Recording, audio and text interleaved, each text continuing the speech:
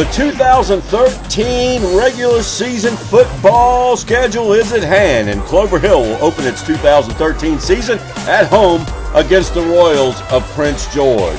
Clover Hill will kick off, and Fernando Pascal Marquez kicks it away for the Cavaliers. And on the return, it's Kwame Bostic making a nice stop on the return man there. He gets some help from friends. Royals start to drive downfield, get some good stops from Brandon Tyson, Brad Sprouse, and some others. John Fouts on the sidelines watching his defense, trying to get the plays in.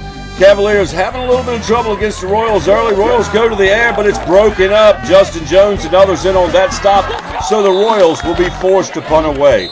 But on the punt, Cavaliers get the ball, but it's a fumble, and they'll lose control of it, and the Royals will recover inside the Cavalier 5-yard line, and that's going to end up setting up a Royals touchdown. He'll lose the ball here, but the official said he had crossed the goal line before the ball came free from his hands. So the Royals get on the board first. They'll put through the extra point attempt. It's up and good.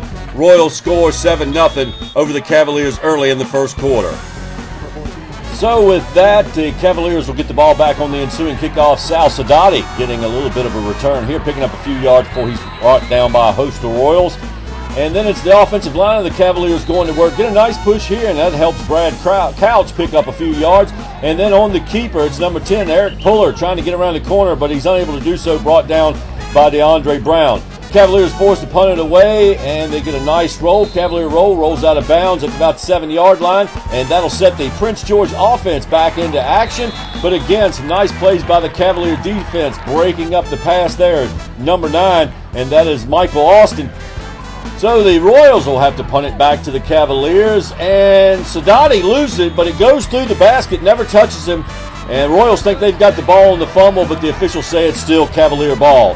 Faithful out there cheering on their Cavaliers. Good fan base out there for the Cavaliers, along with the Cavalettes on the sideline entertaining the fans.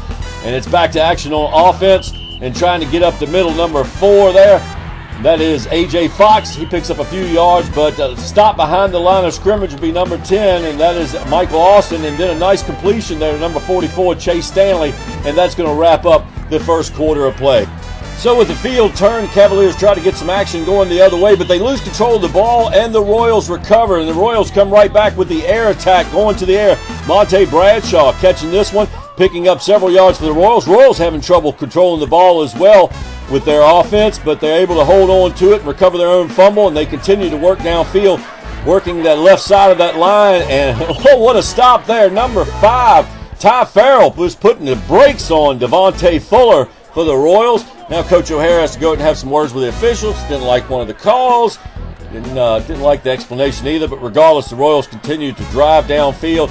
And this one going to the air again, trying to complete the pass to number 12, Joey Runyon. But it's interception, tipped and then picked off by number 1, Justin Jones. And the Cavaliers save the touchdown and will get the ball back, driving back downfield, the handoff. But a quick stop there by the Royals. It was a knee-jerker, or actually a jersey jerker, I guess you'd say, and the Royals will get the ball back. Cavaliers unable to sustain the drive. They have to punt away. Royals getting attacked behind the line of scrimmage. Nice sack there. Credited to Sal Sadati, but he had a whole lot of help from some of his friends. Royals stopped on their drives. They punt back to the Cavaliers, and the ball touches the back of the player there. He's trying to stand there out of the way, A.J. Fox, but the ball touches his back, and the Royals are able to recover the fumble. Their offense will try to continue their attack, but Isaiah Mason there meets number 68, Brandon Tyson, face-to-face. And Cavalier defense really stepping up right here, making some key stops. This pass getting broken up again, trying to go to Runyon, but it's broken up by number 3, Kendrick Robinson. And the Cavaliers were able to get the ball back and try to get something going, and then just decide to tuck it away because it's the end of the first half of play. Cavaliers trailing 7-0 after a couple of fumble recoveries by the Royals. Cavaliers will continue to entertain the halftime crowd, and the Cavaliers will set to come back out on the field and try to do something in the second half. Cavaliers get the ball first, and it's Sal Sadati picking up about 8 yards on the return before he's brought down. Pass completion, Chase Stanley again making the reception, and it's Justin Jones under center, but the handoff doesn't go far. Quick stop there. Jones decides to keep it himself this time.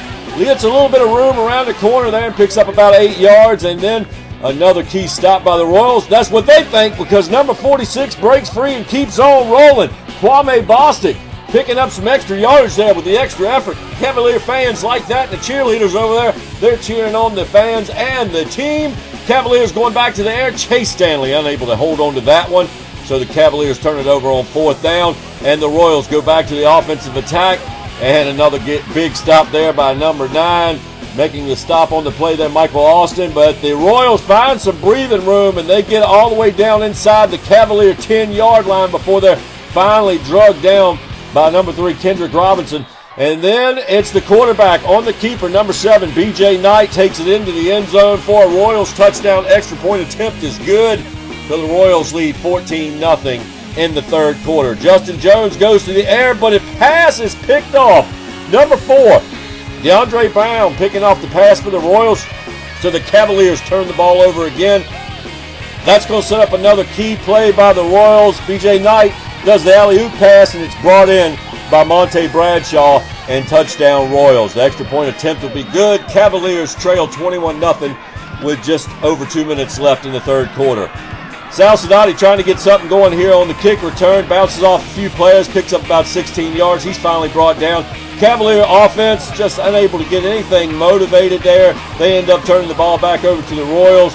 And the Cavalier defense really stepping up, and Coach John Fouts really trying to keep them pumped up, talking to them during a time out there, coaching up his team.